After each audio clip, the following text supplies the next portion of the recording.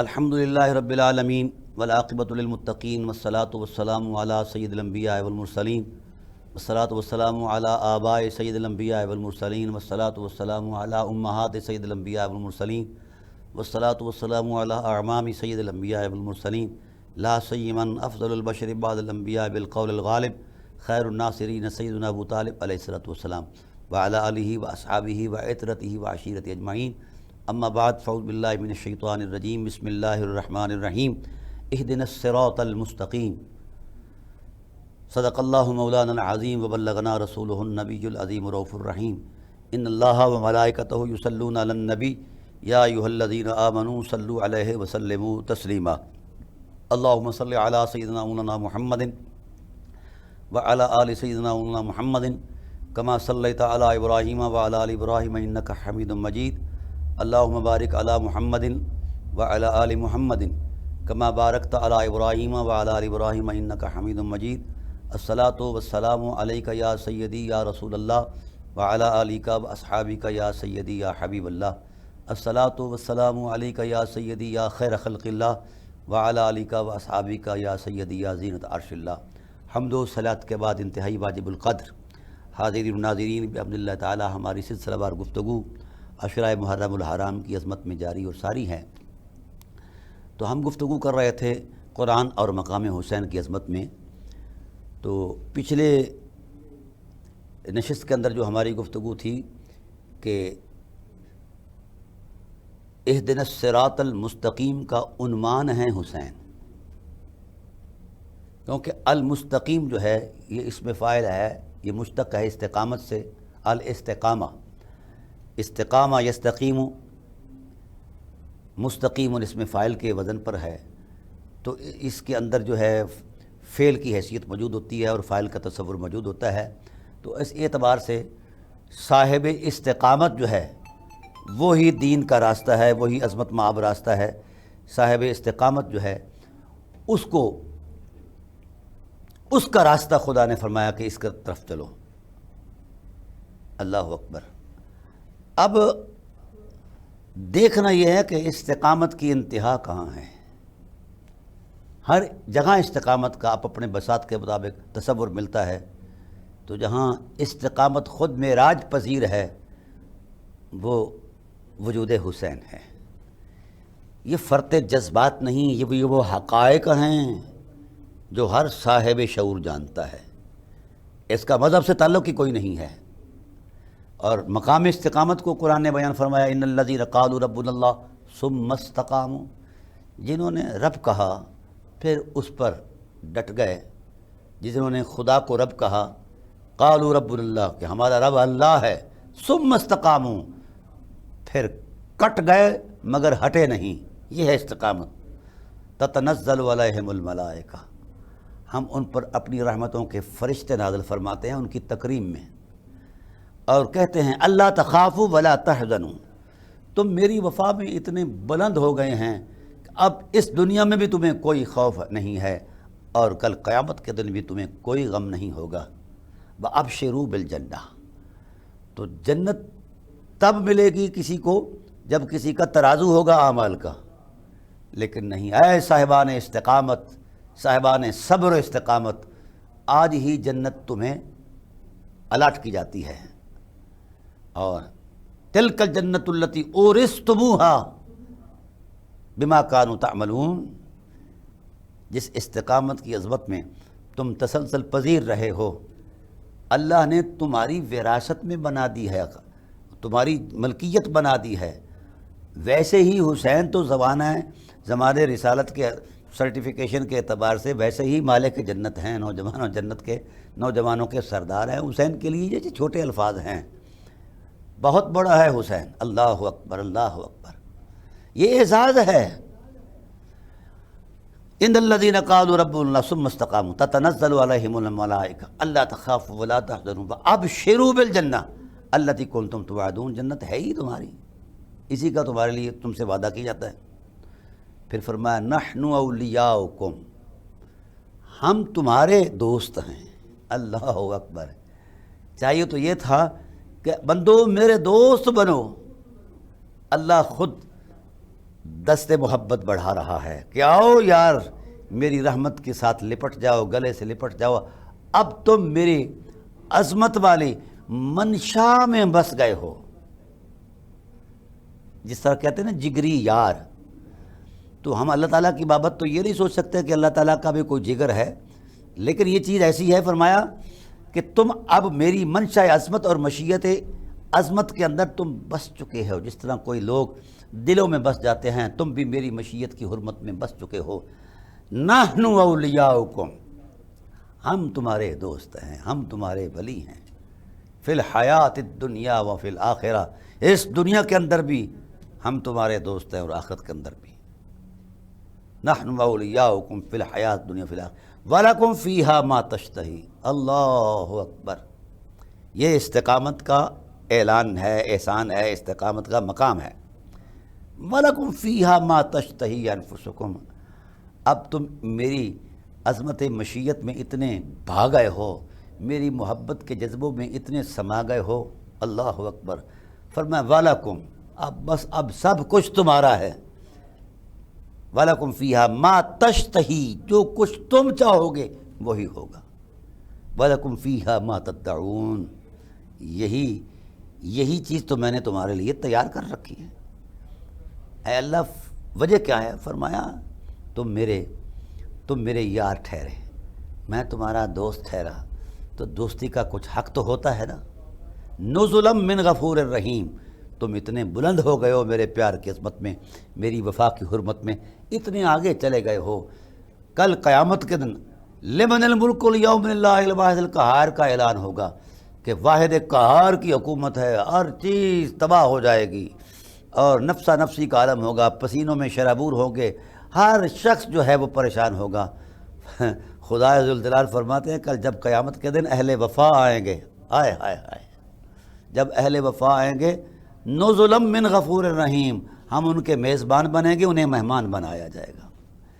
تو میرا حسین صرف اہل وفا نہیں ہے، اہل وفا کا بھی امام ہے۔ قرآن پاک نے ایک ٹائٹل دیا تاریخ وفا میں، کہا وہ ابراہیم الذی وفا، ابراہیم علیہ السلام ایک شخصیت ہیں جو وفا کی عظمت میں اپنے مقام پر ہیں۔ اللہ اکبر،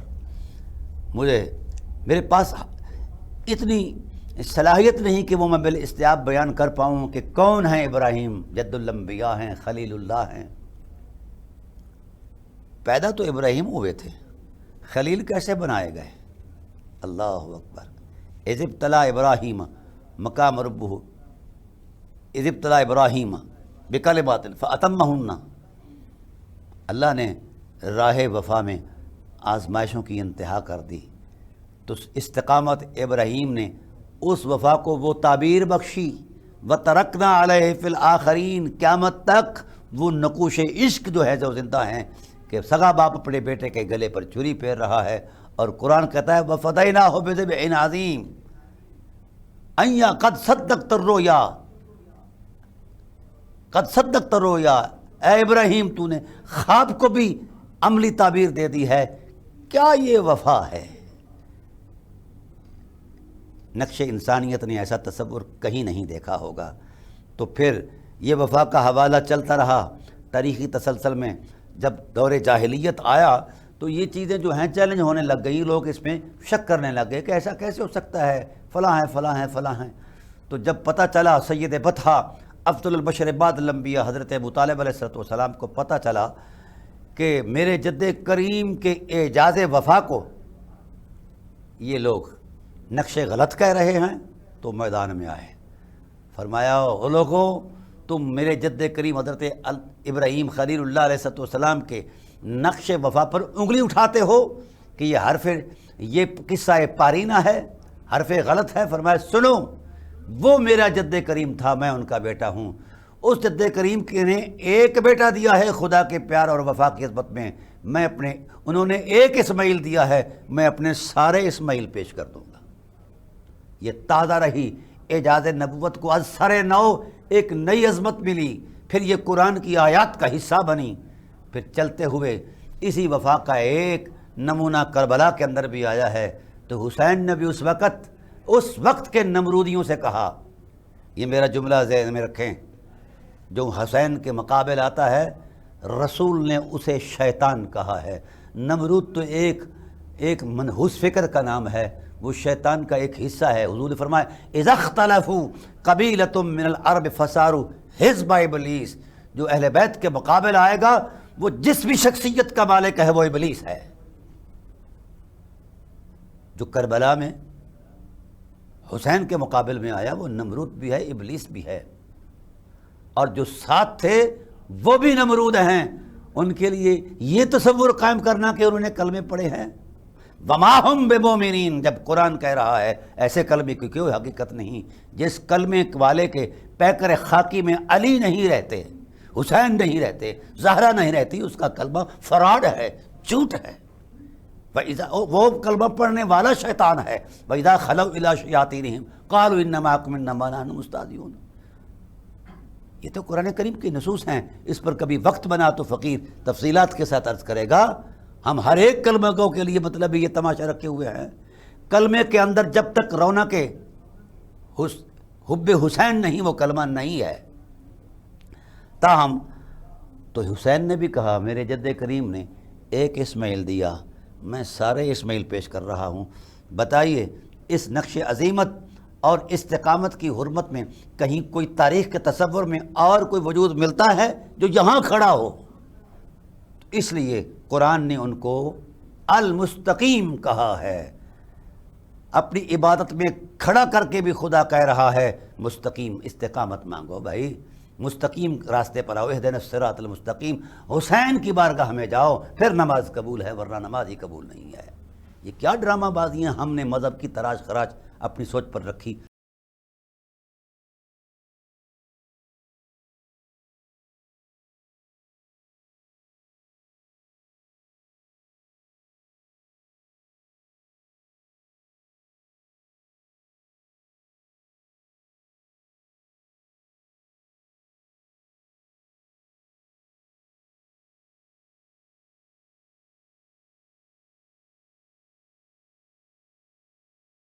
اصلھا ثابت و فروعھا فی السماء، اس کی جڑ اتنی پاکیزہ ہے کہ وہ مضبوط تر ہے، کائنات کا کوئی ایسی بیماری اسے نہیں لگی ہوئی۔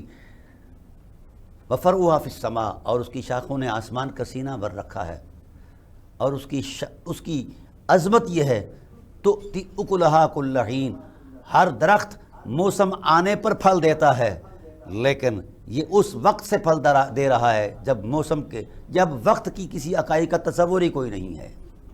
لفظ ہین جو ہے یہ ظرف زمان مبہم کے لیے وضع ہے، زمانے کا ایسا وقت جس کے دورانیہ کا کسی کو علم ہی نہ ہو سکے، یہ اس وقت سے پھل دے رہا ہے۔ تو اس نزول آیت پر حضور علیہ الصلوۃ والسلام نے اصحاب سے پوچھا اہل زباں ہو بتاؤ یہ کون سا ایسا درخت ہو سکتا ہے؟ ہر کسی نے اپنا تصور فکر دیا ہے، کسی نے کچھ کہا، کسی نے انگور کہا، کسی نے کھجور کہا، کیونکہ ان کے پھل جو ہیں وہ مسلسل سال بھر ملتے رہتے ہیں۔ آپ نے فرمایا اہل زباں ہو تؤتی اکلھا کل حین، یہ قرآن کا لفظی جو اسلوب ہے یہ اس تصور کو نہیں مانتا۔ توتی فعل ہے، ہر وقت پھل دیتا ہے، یہ نہیں کہ ہر وقت اس کا پھل میسر ہے۔ اب تو ہر چیز کو میسر کیا جاتا ہے، سال بھر دو سال بھی اس میں رکھ دو تو جناب کولڈ سٹوریج کے اندر تو چیز محفوظ رہتی ہے۔ تو توتی وہ مسلسل پھل دیتا ہے، وقت کے دورانیے سے بھی پہلے دے رہا ہے، وقت کے تصور کے بعد بھی پھل دیتا رہا۔ تو اصحاب رسول خاموش ہو گئے، یا رسول اللہ ہم کیا کہیں؟ سیدنا صدیق اکبر رضی اللہ تعالیٰ عنہ کھڑے ہوئے کہا جہاں پناہ عالم آپ فرما دیجئے کہ وہ پھل، وہ درخت کون ہے ایسا جس کا حجم اتنا ہے، جس کی وسعت اتنی ہے؟ تو میرے رسول نے نبوت کی انگلی اٹھائی اور سینے پر رکھ فرمایا انا شجرۃ، وہ میری ذات ہے جو کلمے کی حقیقت ہے۔ حضور کی ذات کلمے سے ہٹ جائے تو کلمہ کلمہ ہی نہیں رہے گا۔ جس طرح لا الہ الا اللہ کے تکلم سے ذات حق کو ہٹا دیا جائے تو یہ کالی لکیریں رہ جائیں، ایسے ہی محمد رسول اللہ کے جملے سے اگر ذات محمد کو ہٹا دیا جائے تو یہ بھی کالی لکیریں رہ جائیں، اس کی بھی کوئی حیثیت نہیں۔ حسن محمد پر دلالت کرنے والا ہر وہ لفظ قابل احترام ہے جس کی نسبت ذات رسول سے ہے، دلالت کے اعتبار سے ہے یا کسی بھی اعتبار سے ہے۔ تو اب آئیے حضور صلی اللہ علیہ وسلم کی ذات نے جس وقت یہ تصور دیا تو اصحاب کو حیرت ہوئی اس بات پر کہ یہ خود کو درخت کہہ رہے ہیں، حالانکہ درخت پر تو شاخیں ہوتی ہیں، شگوفے ہوتی ہیں، ٹہنیاں ہوتی ہیں، پتے ہوتے ہیں۔ تو میرے رسول نے ان کے من میں چھپے ہوئے احساسوں کو جان کر کہا، ہاں جس درخت کا تصور تمہارے تجربے اور مشاہدے میں موجود ہے اس میں پھل بھی ہوتا ہے، ٹہنیاں بھی ہوتی ہیں، پتے بھی ہوتے ہیں، اور سب کچھ ہوتا ہے۔ فرمایا جس درخت کا تصور میں دے رہا ہوں تم نے اس کو اپنی نظر سے دیکھا، اس کو میری نظر سے دیکھو گے تو ہر شے نظر آئے گی، اس درخت کی تکمیل کا پورا تصور نظر آئے گا۔ آقا وہ کیسے؟ فرمایا انا شجرۃ ولقاؤھا علی بن ابی طالب وحملھا فاطمۃ بنت محمد وثمرھا حسن وحسین والمحبون اہل بیتی ورقھا، انا فی الجنہ لقاؤھا فی الجنہ حملھا فی الجنہ ثمرھا فی الجنہ حقا حقا حقا کما قال۔ فرمایا میں درخت ہوں اور علی میری شاخیں ہیں، زہرا شگوفے ہیں، حسنین پھل ہیں، اور جتنے بھی ان نفوس قدسیہ سے محبت کرنے والے ہیں وہ جس طرح درختوں کے پتے وجود درخت کا حصہ ہوا کرتے ہیں ایسے ہی وہ پتے محبت کرنے والے وجود محمد سے وابستہ ہو گئے ہیں۔ تو بھائی لا الہ الا اللہ کی پوری حقیقت جو ہے وہ ذات حق ہے، اور محمد رسول اللہ کی جو پوری حقیقت ہے وہ ذات محمد صلی اللہ علیہ وسلم ہے، اور یہ اہل بیت نبوت جو ہیں یہ اجزائے وجود نبوت ہیں، یہ اجزائے وجود نبوت ہیں۔ اللہ اکبر! یعنی ان کے وجود کے بغیر وجود نبوت کا جو فطری تصور ہے جس پر نبوت کو نازل کیا گیا ہے وہ مکمل نہیں ہوتا۔ تو یہ کیسے تصورات ہیں جو ہم نے قائم کر رکھے ہیں کہ حسین صرف نواسہ رسول ہے؟ بھائی وہ اس کلمے کی حقیقت میں باضابطہ شامل ہے، اس وقت تک وہ کلمہ ہی نہیں ہے جس کلمے کے تصور اور عظمت یقین میں حسین نور بن کر دل میں سرور نہیں بنتا۔ اس لیے دوستان محترم ہم نے اس تصور سے نہیں دیکھنا جو مولانا صاحبان نے حجرے میں بیٹھ کر دیا ہے، قرآن کے دیے ہوئے تصور سے دیکھنا ہے۔ تو حسین علیہ السلام کی ذات والا صفات صراط مستقیم کا عین ہیں، ان سے کوئی ہٹ گیا تو صراط مستقیم سے ہٹ گیا ہے، اور ان سے کوئی نفرت کرتا ہے تو وہ صراط مستقیم سے نفرت کرتا ہے۔ اور قرآن کریم نے اس تصور میں ایک عظمت بھی بیان فرمائی، اولئک الذین انعم اللہ علیہم من النبیین والصدیقین والشہداء والصالحین، یہ نبیوں کا، صدیقوں کا اور شہیدوں کا عظمت مآب تصور ہے، اور اولیاء کاملین یہ سیدھے راستے پر ہیں۔ آئیے ہم صراط مستقیم کی روشنی میں چلتے ہیں دربار حسین میں۔ یہ وہ لوگ ہیں انعمت علیہم اہدنا الصراط الذین انعمت علیہم، جن پر تو نے انعام کیا۔ وہ کون ہیں؟ من النبیین والصدیقین، انعم اللہ علیہم من النبیین والصدیقین والشہداء والصالحین، نبی ہیں جن پر اللہ نے انعام کیا، صدیقین ہیں، شہداء ہیں، اور صالحین ہیں جن پر اللہ نے انعام کیا۔ اب ان کے راستے کو ہی صراط مستقیم کہا گیا ہے کیونکہ یہ انعام یافتہ ہیں۔ اب میں پوچھتا ہوں اہل علم سے کہ رسول اللہ کے راستوں میں آپ نے کہاں کہاں دیکھا ہے کہ جہاں جس کو آپ تکوینی احکام معاملات کہیں یا تشریعی اعتبار کہیں تو شریعت کہاں کہاں چلتی ہے، کیا کیا کرتی ہے، شریعت کے محاصلات کیا ہیں، اس کے اندر دلائل کیا ہیں، یہ ساری چیزیں آپ کے سامنے ہیں۔ مجھے ذرا بتائیے کہ شریعت نے کہا اقیم الصلاۃ، نماز قائم کرو، اور سب سے پہلے نماز قائم کرنے والے رسول صلی اللہ علیہ وسلم کی ذات ہے، چونکہ انہوں نے اسوہ دینا تھا۔ اس اسوے کے تصور میں بڑی نفیس بات کر رہا ہوں، اس اسوے کے تصور میں، اس حرمت میں اللہ وحدہ لا شریک نے جو ارشاد فرمایا ہے وہ بڑا عجیب ہے کہ رسول صاحب اسوہ ہیں، وما آتاکم الرسول، جو رسول دیں اسی کو پکڑ لو، جس سے منع کر دیں رک جاؤ۔ تو رسول نے امت کو کیا دیا ہے؟ مسئلہ سامنے ہے۔ رسول نے جاتے ہوئے بھی امت کو حسین اور قرآن دیے ہیں، اور آخری سانسوں کی رمق حیات میں بھی حسین اور قرآن دیے ہیں، خطبات میں بھی حسین اور قرآن دیے ہیں۔ اس سے بڑھ کر اگر کائنات کے اندر کوئی ایسی حقیقت ہے جو قرآن سے بہتر ہے یا رسول حضرت حسین سے بہتر ہے تو وہ سامنے لائی جائے۔ یہ ہے رسول کا راستہ، یہ ہے اس صراط مستقیم کہ حکم ہے کہ نماز پڑھو، رسول بھی نماز پڑھ رہے ہیں، امت بھی نماز پڑھ رہی ہے۔ حسین آئے اور آ کر نبوت کے کندھوں پر سوار ہو گئے۔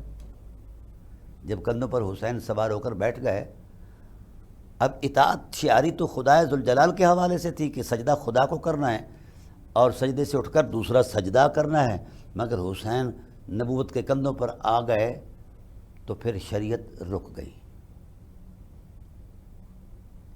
میں یہاں یہ نہیں کہوں گا نعوذ باللہ من ذالک کی شریعت کا اور حسین کا مقابلہ ہے، اب رسول کے مزاج کو بتا دیا گیا کہ اب حسین کے ساتھ ہم آہنگ رہنا ہی شریعت ہے، حسین کے ساتھ پیوست رہنا ہی، اس کے بچپن کے اس ناز کا احترام ہی شریعت ہے۔ تو بھائی جس کے ناز کا نام شریعت ہو وہ حسین چھوٹا نہیں ہے، وہ حجروں میں نہیں بیان ہو سکتا، وہ لفظوں کے تصورات میں نہیں بیان کیا جا سکتا، خیالات کی تنوعات میں نہیں بیان کیا جا سکتا، اسے صرف رسول بیان کر سکتا ہے، اور کون کر سکتا؟ کیونکہ رسول جانتا ہے۔ اس لیے فرمایا الحسین منی و انا من الحسین، حسین مجھ سے ہے اور میں حسین سے ہوں۔ یہ بڑا ایک نفیس نکتہ ہے، یہاں دو لفظ آئے ہیں لفظ من کے، اور دو جگہ کہیں بھی عرب کلام کے اندر لفظ من تبعیض کے لیے نہیں آتا، یعنی ساری چیزوں کا کچھ حصہ، ٹھیک ہے۔ پہلا لفظ جو ہے، پہلا منی جو ہے الحسین و منی، یہ تبعیض کے لیے آیا ہے، یعنی میرے وجود کا کچھ حصہ حسین ہیں۔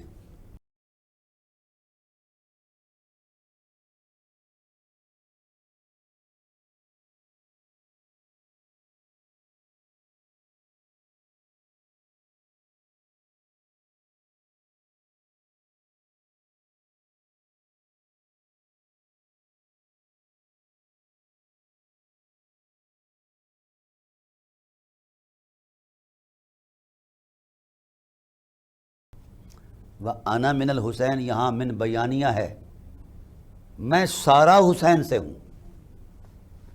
اب یہاں مجھے لفظ کی طبعی اثرات کے ساتھ ساتھ فکر کے تنوعات جو ہیں، مذہب کے انتشارات جو ہیں، مجھے یہاں لا کر کھڑے کر کے دکھائے جائیں کہ وہ سارا نبی حسین سے ہے، حسین کا تو کچھ حصہ ہے، حسین تو نبوت کے وجود کا کچھ حصہ ہے تبعیض کے اعتبار سے، اور یہاں جو چونکہ من بیانیہ ہے اس اعتبار سے سارا مصطفیٰ حسین سے ہے۔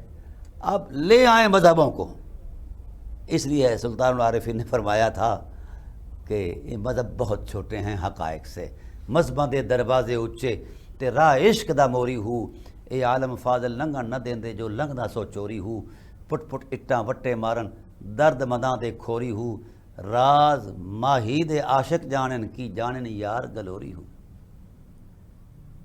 تو یہ کیوں ایسا کہا کہ حسین در اصل امام عشق ہے، اور عشق کی ہی وہ طاقت ہے جس پر کائنات کی بقا ہے،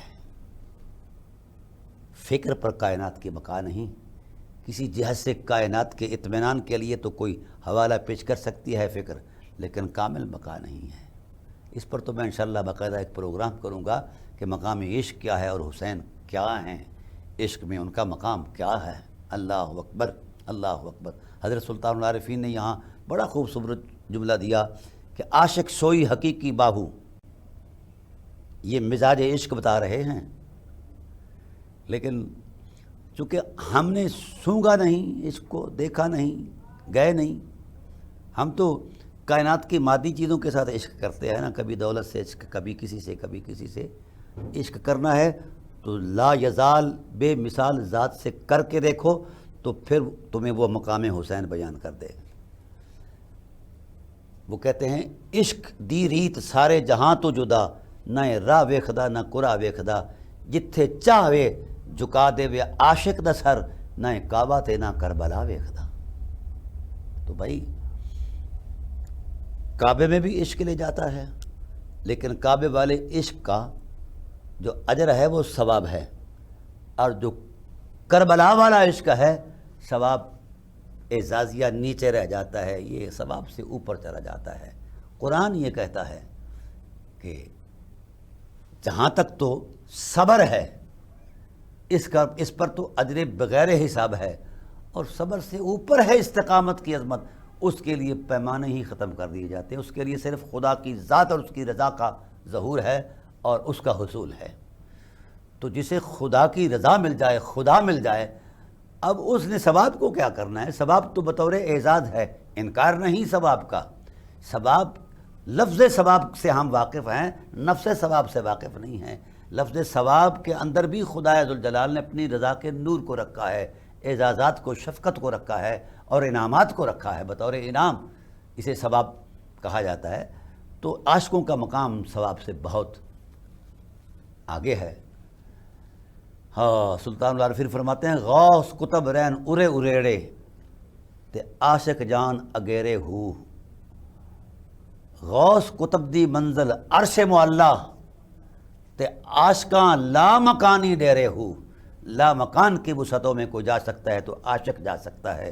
یہ تسبیح خان، یہ حرف خان، یہ نیچے رہ جائیں گے، کہیں جنت میں رہ گئے یا کہیں ادھر ادھر، جہاں کہیں بھی ان کے لیے یہ کوئی اعزاز ہے۔ اگر خدا تعالیٰ راضی ہیں تو اس کا فضل، اگر جود اور کرم، اگر عظمت عطا میں ہے تو یہ سب کچھ ہے، ورنہ کچھ بھی نہیں ہے۔ تو غوث کتب رین ارے اریڑے تے عاشق جان اگیرے ہو۔ غوث کتب دی منزل عرش معلا عاشقاں لا مکانی ڈیرے ہو۔ کیوں؟ عاشق کا وہ تقدس بیان کر رہے ہیں کہ عاشق سوئی حقیقی باہو جیڑا قتل مشوق دے مننے ہو۔ ہمیں تو دھوپ لگ جائے تو تقریر کرنے نہیں جاتے۔ مولانا کو اگر عشرہ محرم کے 50 لاکھ نہ ملیں تو وہ عشرہ نہیں پڑھنے کے لیے آمادہ ہوتا۔ میں اس سے منع نہیں کرتا، کھائیں پئیں موج کریں، لیکن وفا کے کچھ تقاضے ہوتے ہیں۔ اگر کہیں کوئی غریب اتنی اماؤنٹ نہیں دے سکتا، خدمت تو وہ ضرور کرتا ہے، لیکن کم از کم اس کے جذبوں کا تو احترام ہونا چاہیے، اس کے خیالات کا تو احترام ہونا چاہیے کہ وہ حسین سے جان دینے کے لیے وابستہ ہے۔ اب اس کے پاس اتنا طاقت اور سرمایہ نہیں ہے۔ یہاں ہمارے ہاں بھی ایسا ہوتا ہے کہ اب تو 3-3 لاکھ روپے ہمارے نعت خواں حضرات ایڈوانس لینا اپنا اعزاز سمجھتے ہو، اور یہ بھی تکلف فرماتے ہیں، او بھائی اتنا ناز بھی اچھا نہیں ہوتا، نیاز کی دنیا میں ناز جائز ہی نہیں ہے۔ چلیں کرتے رہیں، آپ کا یہ شوق ہے، مجھے اس سے کیا غرض، دینے والے جانے یا لینے والے جانے۔ صرف اتنا جانتا ہوں، عاشق کون ہوتا ہے؟ جو سوداگر ہو وہ عاشق نہیں ہے۔ جو عاشق ہے وہ لیتا نہیں ہے، دیتا ہے۔ اور سلطان العارفین کے فتوے کے مطابق عاشق کون ہے؟ عاشق سوئی حقیقی باہو جیڑا قتل مشوق دے مننے ہو، جت ول ویکھے راز و ماہی دے لگے اسے بننے ہو، مکھ نہ موڑے تے رخ نہ پھیرے بمیں 100 تلواراں کھنے ہو، سچا عشق حسین علی دا سر دے کے بھی راز نہ بننے ہو۔ سر دے دیا ہے مگر قدرت کے راز کو محفوظ رکھا ہے۔ یہ ہے عشق۔ اور عشق کا مقام انہوں نے بیان فرمایا کہ عشق اسانو لسیاں جاتا آ بیٹھا مار پتھلا ہو، جان جگر وچ سن چلایوس تے کیتس کم اولا ہو۔ عشق اسانو لسیاں جاتا یعنی ہمیں دبلا پتلا جاتا ہے، کمزور جاتا ہے، اور آ کر جڑ گیا ہے، بیٹھ گیا، قبضہ کر لیا میرے وجود پر عشق نے۔ عشق اسانو لسیاں جاتا تے آ بیٹھا مار پتھلا ہو، جان جگر وچ سن چل آیوس تے کیتس کم اولا ہو، جاں اندر وڑ جاتی پایوس تے ڈٹھوس یارا کلا ہو۔ عشق وہ ہے کہ جو سوائے خدا کے ہر چیز کو جلا کر رکھ دیتا ہے، صرف خدا کی ذات ہے اور کچھ نہیں ہے۔ یہی چیز ہے کہ وہاں درد محسوس نہیں ہوا کربلا میں، کسی حسینی نے یا حسین نے ہائے اور وائے کا لفظ نہیں بولا جو فطرت کے تقاضے تھے۔ ان کی فطرت پر خدائے ذوالجلال کے عشق کے جذبے غالب آ گئے، اس لیے علی اصغر کو اپنے ہاتھوں سے پیش کر دیا ہے، علی اکبر کو کندھوں سے اٹھا رہے ہیں۔ تو کمال ہے یہ عشق اشانو لسیاں جاتا تے بیٹھا مار پتھلا ہو جان جگر وچ سن چل آیوس تے کی تشکم اولا ہو جا اندر وڑ جھاتی پایوس تے ڈٹھوس یار اکلا ہو اے عاشق فجری گانے بنسن. قرآن کے الفاظ ہیں یحلون فیہا من اساور من ذہب ولباسهم فیہا حریر وہدوا الی الطیب من القول وہدوا الی صراط الحمید. اللہ اکبر. عاشقوں کو اللہ سونے کے کنگن پہنائے گا. یحلون فیہا من عاشق فجری گانے بنسن. اب غیرت عشق بیان ہو رہی ہے. بنا عشقاں دے سر کھلا ہو. جن کے دامن میں عشق نہیں ہے تو ان کو جوتیاں پڑیں گی وہاں. گانے بننے والے بن جاؤ، حسینی ہو جاؤ، بو طلبی ہو جاؤ، مولائی ہو جاؤ. یہ جو ڈرامہ ہم نے رچایا ہوا ہے مذہبوں کے نام پر، ہم نے ٹریڈ کمپنیاں چلائی ہوئی ہیں اللہ ماشاء اللہ، تو لوٹ آؤ. امت کی آبادی اسی میں ہے کہ ہم پیوست ہو جائیں. کس سے؟ جس کی دعوت خدا کا رسول دے رہا ہے، حکم دے رہا ہے کہ ان تمسکتم لن تضلوا بعدی ابدا. یہی دین کی حقیقت ہیں. دین است حسین، دین پناہ است حسین. سرداد نہ داد دست در دست یزید کیوں نہیں دیا؟ بیعت کر لیتے، مزار پر بیٹھ کر، مزار رسول پر بیٹھ کر سجادہ نشینی کرتے. لیکن یہ خون زہرا ہے جس کی فطرت میں غیرت ہے. یہ خون علی ہے جس کی طبیعت میں غیرت ہے. یہ خون ابو طالب علیہ السلام ہے جس کے خمیر میں غیرت ہے. اس لیے دست در دست، دست نداد در دست یزید. یزید کیونکہ وہ پلید تھا، یہ پاک تھا. پاک پلید کے تابع کیسے ہو سکتا ہے؟ یہ عادت کے ہی خلاف ہے. اس لیے اس کفر کے ہاتھ میں، یہ چونکہ رسالت کا ہاتھ تھا. جس طرح میرے رسول نے مشرکین مکہ سے کسی قسم کی کوئی نیگوسیشن نہیں کی. جس وقت وہ آئے تھے نیگوسیشن کے لیے تو رسول نے نہیں کی، چونکہ یہ رسالت کا تسلسل تھا، وجود رسالت کا حصہ تھا. یہ کیسے نیگوسیٹ کر سکتا تھا؟ یہ کیسے جناب والا بیعت کر سکتا تھا؟ یہ عادت کے ہی خلاف ہے. ہاتھ تو دے دیا مگر سر تو دے دیا مگر ہاتھ نہیں دیا. قرآن کیا کہتا ہے؟ یہی حق ہے. مصطفیٰ کیا کہتے ہیں؟ یہی حق ہے. اگر ان لوگوں نے رسول کی بیعت کو مانا ہوتا تو کبھی کربلا نہ سجتی. رسول کی بیعت کو مانا نہیں ہے. کبھی کربلا کو سجایا جاتا ہے اور کبھی صفین کے مقام پر اہل بیت نبوت علیہ السلام کے مد مقابل آیا جاتا ہے. تو یہ بیت رسول کو مانا ہی نہیں گیا ہے.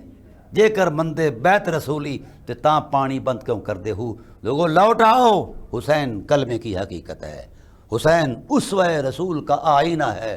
حسین محسن انسانیت ہے، محسن ملت اسلام ہے. اللہ حسین کا دامن عطا فرما. وما علینا الا البلاغ المبین.